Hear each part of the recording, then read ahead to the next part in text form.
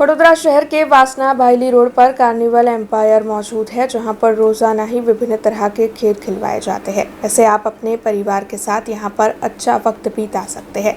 आपको बता दें कि कार्निवल एम्पायर की ओर से लकी ड्रॉ का भी आयोजन करवाया जाता है, जिसके तहत हर माह विजेताओं को इनाम दिए जाते हैं।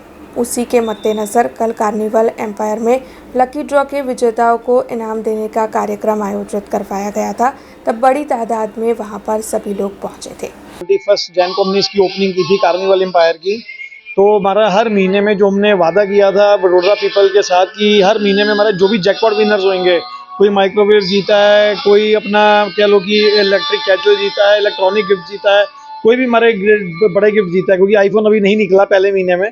हम चाहेंगे कि लोग आएँ और आईफोन भी जीते। અમારે અહીંયા કાર્નિવલ એમ્પાયર 365 ડેઝ મેળાની થીમ છે, રાઈટ। તો આજે એક મહિનો અમારે પૂરો થઈ ગયો છે સંપૂર્ણપણે, અને ટોટલી અમારા ઘણા બધા અહીંયા રમવા માટે આવેલા છે ગેસ્ટ। એમાંથી 12 થી 15 જે અમારા વિનિંગ થયેલા છે તમામને આજે અમે આમંત્રણ કર્યું છે।